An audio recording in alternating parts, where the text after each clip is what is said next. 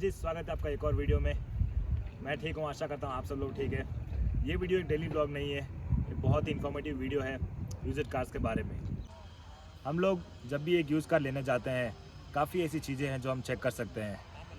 अगर आप प्रीवियसली कोई कार यूज़ कर रहे हैं, लेट्स से सपोज़ आप उसको अपग्रेड करना चाहते हैं, तो आप अपने एक्सपीरियंस के बेसिस पे खुद जाके चेक कर सकते हैं। ज़रूरी नहीं है कि आप कोई ऑटोमोबाइल इंजीनियर या फिर लोकल मैकेनिक को हायर करें। देयर आर सेवरल थिंग्स जो आप अपने बेसिस पे एक लेमैन के लिए, एक कॉमन मैन के तौर पर चेक कर सकते हैं, फाइंड आउट कर सकते हैं सेकेंड हैंड कार लेने से पहले। तो आइए शुरू करते हैं। फर्स्ट ऑफ ऑल, आपने देखा होगा ओडोमीटर टैम्परिंग एक यूज्ड कार में बहुत ही बड़ी प्रॉब्लम है। एक नॉर्मल मैन के लिए जो सिर्फ अपनी कार ड्राइव करता है, उसका ट्रेड नहीं है कार लेना और बेचना, ऐसी चीज़ें। फर्स्ट ऑफ ऑल, हम कार के डोर ट्रिम से चेक कर सकते हैं। यहाँ पे वेयर एंड टेयर के साइंस होंगे। मेनली जो पावर विंडो के बटन्स होते हैं वहाँ पे स्पॉट्स रहेंगे, क्योंकि यूजुअली इंडियन ड्राइविंग स्टाइल ऐसा है जो पीपल अपने कार के इंटीरियर पे बहुत ज़्यादा डिपेंड करते हैं। यूरोपियंस और जर्मन्स कार चलाते हैं अपने दोनों हाथ यूज़ करके, और अमेरिकन्स कार चलाते हैं अपने लेफ्ट हैंड से, एंड उनका right hand will be on transmission. जो इंडियन ड्राइव ट्रेन है, यूजुअली जहां हमारा एक हाथ स्टीयरिंग व्हील पे होता है, दूसरा हाथ यहां डोर ट्रिम पे होता है, तो उसकी वजह से ये दो एरियाज ऐसे हैं जहां आपको वेयर एंड टेयर मिलेगा और थोड़ा फेडिंग मिलेगा और डोर हैंडेड फेडेड मिलेगा। नेक्स्ट पॉइंट जो आता है सीट कवर्स। सीट कवर्स आप नहीं जज कर पाते, क्योंकि अगर आप किसी डीलर से कार ले रहे हैं तो वो सीट कवर्स को ऑब्वियसली रिप्लेस करा देगा, तो इसलिए आप उसको जज नहीं कर पाएंगे। तो नेक्स्ट चीज़ आती है ABC। ABC मतलब एक्सीलरेटर, ब्रेक और क्लच। आइए दिखाता हूँ। एक्सीलरेटर, ब्रेक और क्लच। अगर गाड़ी बहुत पुरानी है तो ये यहाँ का रबर जो है वो वॉर्न आउट हुआ होगा, थोड़ा घिसा हुआ होगा, बहुत कम नहीं बहुत ज़्यादा घिसा हुआ होगा।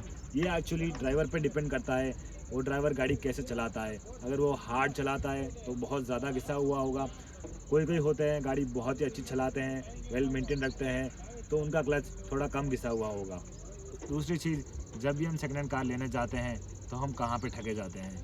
एक्सीडेंटल व्हीकल मिल गई, चोरी की गाड़ी मिल गई, तो इन चीज़ों को वेरीफाई करने के लिए हर गाड़ी में एक विंड प्लेट दिया होता है। XC 500 में विंड प्लेट यहाँ पे है। इसकी लोकेशन अलग अलग गाड़ी में अलग अलग जगह पे होती है, वो डीलर को पूछना पड़ता है या फिर मैकेनिक को पूछना पड़ता है कहाँ पे है। तो आप जब भी आप सेकेंड हैंड गाड़ी लेने जा रहे हैं तो डीलर को बोलिए मुझे विंड प्लेट चेक करना है, चेसिस नंबर और एम्बॉसमेंट नंबर दोनों देखना है और उसको वेरीफाई करना है। एक विंड प्लेट क्यों वेरीफाई करना चाहिए ये बताता हूँ। यूजुअली क्या होता है, चोरी की कार आई, उसका चेसिस नंबर बदल दिया, यहाँ पे लगा दिया और गाड़ी किसी और को बेच दी। ये केसेस मेनली छोटे शहरों में बहुत होते हैं। एक विंड प्लेट की लोकेशन हर गाड़ी में अलग अलग आती है। सपोज़ आपकी गाड़ी मोनोकॉक है, विच इज़ कॉल्ड यूनिबॉडी चेसी, तो यूनिबॉडी चेसी में एक wind plate will be on the body. अगर लैडर फ्रेम चेसी है, जैसे फॉर्च्यूनर की बात करूं, इंडिवर की बात करूं या फिर स्कॉर्पियो की बात करूं, उनमें नीचे चेसी में आएगी लैडर फ्रेम के। सबसे गंदी लोकेशन है ओल्ड मॉडल टाटा सफारी की, उसमें चेसी नंबर की लोकेशन आपको गाड़ी के नीचे मिलेगी। उसके लिए आपको झुक के जाना पड़ेगा, मेनली क्रॉल करके जाना पड़ेगा। उसके अलावा नेक्स्ट चीज़ पे आ जाते हैं जो हम बहुत ही तरीके से सलीके से कहीं पे भी चेक कर सकते हैं, mainly replacement of body parts. Next चीज़ जो है जो बोनेट के अंदर, आइए बताता हूँ।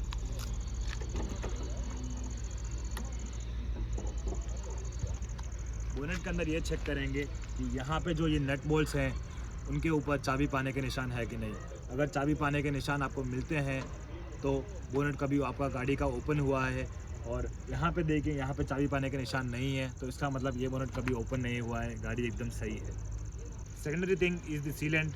If you are pinching the sealant and it is not getting pinched, then sealant ठीक है। इसको आप दबा रहे हैं, वो दब नहीं रहा है, वो ठीक है। आप इसको खरोच रहे हैं नाखून से, वो खुरचा नहीं जा रहा है, तो सीलेंट एकदम ठीक है। अब बीइंग ए लेमैन 100 चीज़ें ऐसी है कॉस्मेटिकली आप उसको वेरीफाई कर सकते हैं। एक लेमैन को चीज़ें समझ ना आए, यही एक डीलर का काम होता है। आई मीन गलत डीलर का।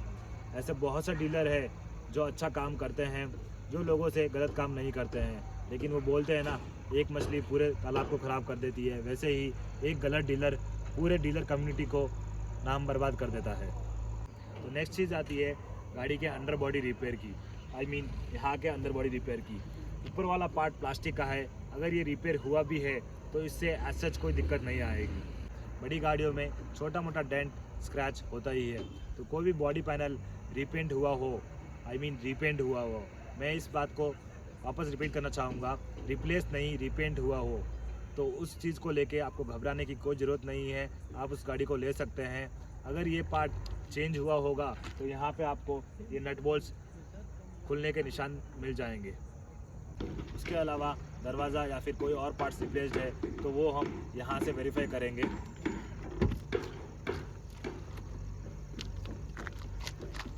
क्रॉस वेरिफिकेशन के लिए सेम पैटर्न, यहाँ पे जो नट बोल्ट्स है उन पे आपको सेम पैटर्न मिलेगा चाबी का। अगर ये निशान मिलते हैं आपको, उसका मतलब दरवाज़ा कभी खुला है या फिर दरवाज़ा चेंज हुआ है। इसके बाद सेकेंडरी चीज़ ये आती है जिससे हम लोग बहुत डरते हैं। बहुत से लोग ये बोलते हैं गाड़ी का ये पार्ट रिपेंट हुआ है, 2021 मॉडल गाड़ी है, इतनी जल्दी गाड़ी का पार्ट रिपेंट कैसे हो गया है, ये गाड़ी मत लेना। देयर आर सेवरल इंस्टेंसेस, ऐसे भी इंसिडेंट्स हुए हैं जहाँ पे कार शोरूम से ही रिपेंटेड मिली है। उसका एक एग्जांपल बता देता हूँ। लेट्स से सपोज़ मैं एक बायर हूँ, शोरूम में गया हूँ कार लेने और कार मैंने सेलेक्ट कर ली है, बिलिंग हो चुकी है, उसका बिल बन चुका है। उसके बाद गाड़ी पे कुछ छोटा सा स्क्रैच आ गया है। डीलर को पता है बायर उस पार्ट को पिन आउट करके बोलेगा, तो वो क्या करता है तब उस छोटे से पार्ट को रिपेंट करके देता है, क्योंकि उसको डर होता है कि बायर उसकी गाड़ी छोड़ देगा।